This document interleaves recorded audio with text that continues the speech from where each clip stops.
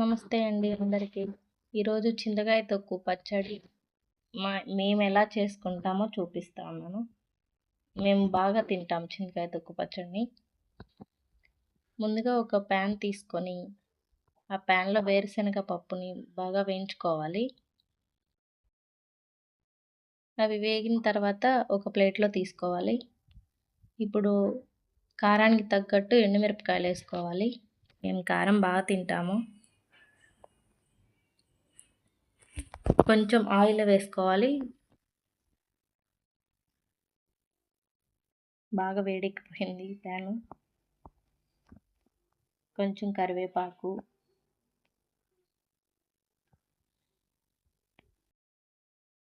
కొంచెం జీలకర్ర,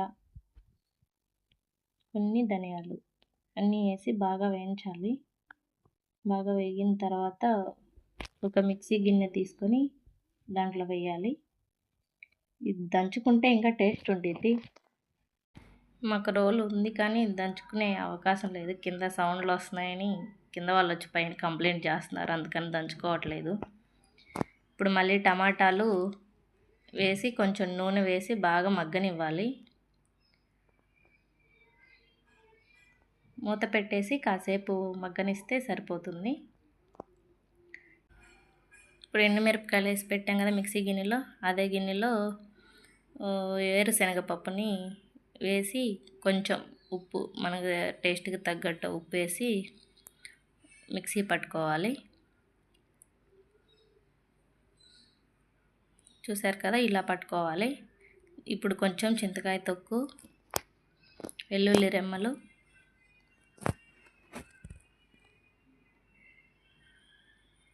టమాటాలు బాగా మగ్గాయండి.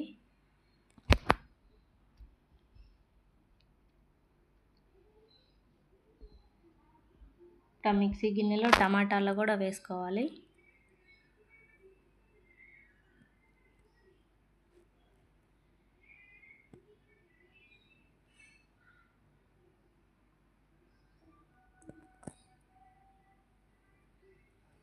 కొన్ని వాటర్ పోసుకొని దాంట్లో వేసుకోవాలి.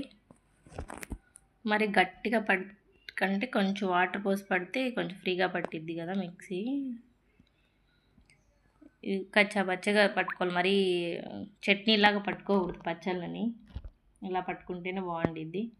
కొన్ని ఆనియన్స్ వేసి కలుపుకోవాలి.